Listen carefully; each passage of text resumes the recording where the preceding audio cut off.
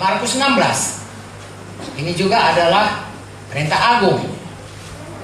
Markus 16 ayat 15. Lalu ia berkata kepada mereka, pergilah ke seluruh dunia, beritakanlah Injil kepada segala makhluk. Siapa yang percaya akan dibaptis dan diselamatkan. Siapa yang tidak percaya akan sama ya perintahnya. Yaitu pertama, beritakan Injil kemana? Seluruh dunia. Ya, jadikan semuanya murid, kemudian baptislah mereka. Lalu di sini ditambahkan tanda-tanda ini, seperti yang kita katakan tadi, akan menyertai orang-orang yang percaya. Mereka akan mengusir setan-setan demi namaku. Mereka akan bicara dalam bahasa-bahasa yang baru bagi mereka, terutama bahasa roh. Mengapa? Kita perlu Roh Kudus untuk bisa menjadi saksi memberitakan perintah agung ini. Tidak bisa dengan kekuatan sendiri, harus dengan kuasa Roh Kudus. Lalu dikatakan lagi di sini, mereka akan memegang ular dan sekalipun mereka minum racun maut, mereka tidak akan mendapat celaka. Mereka akan meletakkan tangannya atas orang sakit dan orang itu akan sembuh. Inilah tandanya. Kita sudah praktekkan semalam. Amin. Dan seterusnya, bukan cuma semalam, seterusnya. Ya kan Pak Pendeta? Amin. Haleluya. Sesudah Tuhan Yesus bicara demikian kepada mereka, berangkatlah ia ke sorga, lalu duduk di sebelah kanan Allah. Ayat 20. Mereka pun pergilah memberitakan Injil ke segala penjuru, dan Tuhan turut bekerja dan meneguhkan firman itu dengan tanda-tanda. Dari malam kita lihat begitu banyak orang yang sembuh. Haleluya. Bebas. Amin. Selamat. Amin. Dan kalau ini jadi, maka kita punya banyak anak. Amin. Dan itu saudaraku memberikan upah yang kekal di sorga selain kita memenuhi bumi. Tuhan berkata saudaraku bahwasanya itulah mahkota kemegahan bagi kita. Ada banyak mahkota. Nanti kalau kita di Yerusalem ada mahkota kehidupan, mahkota kebenaran, mahkota kemegahan, mahkota yang fun. Saudaraku, nanti Bapak Gembala akan menerangkan semua saudara supaya kelak kita boleh saling mengagumi mahkota kita. Haleluya. Saudara, saya tidak berkata negatif, tapi saya justru berkata positif. Kalau kita kumpul uang kita di sini, kita bangun rumah baik-baik, besar-besar, nanti tinggal sama Antikristus. Begitu sangkakala bunyi, Tuhan Yesus datang, maka kita terangkat, tinggal semuanya itu. Halo? Deposito kita tinggal semuanya. Tuhan bilang, biarlah kita cerdik, pakai semuanya untuk kerajaan surga.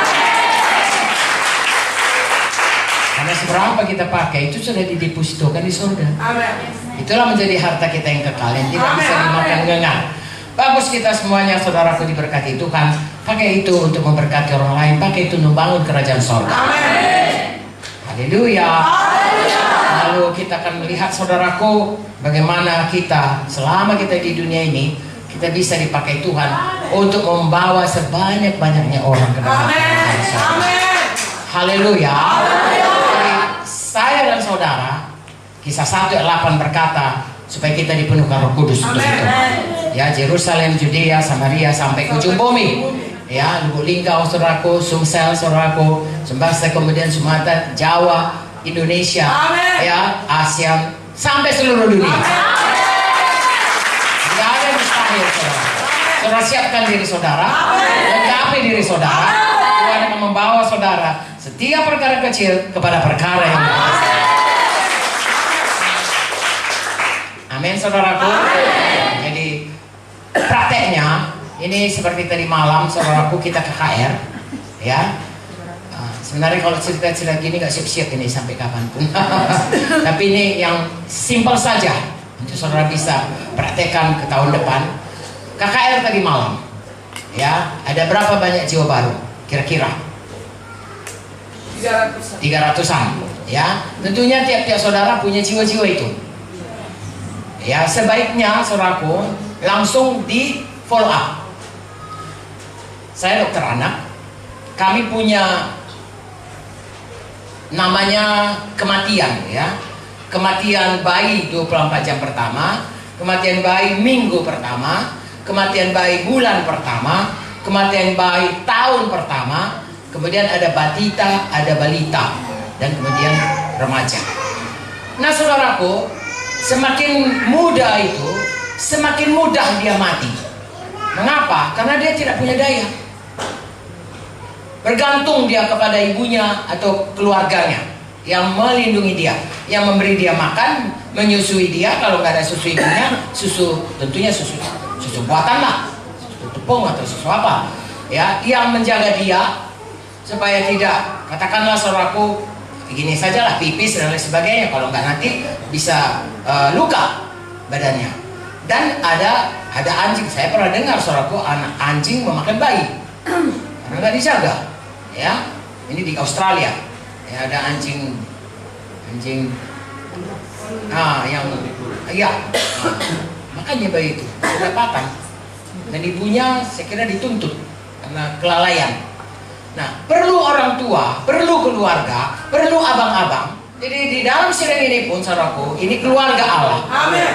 Gereja ini namanya keluarga Allah, namanya tubuh Kristus, namanya bait Allah, banyak perumpamaan, tapi salah satu keluarga Allah. Amin. Jadi abang-abang, apalagi kalau bapak-bapak pemimpin, harus menjaga jiwa baru. Amin. Harus menggembalakan mereka. Amin. Harus merawati dan mendidik mereka.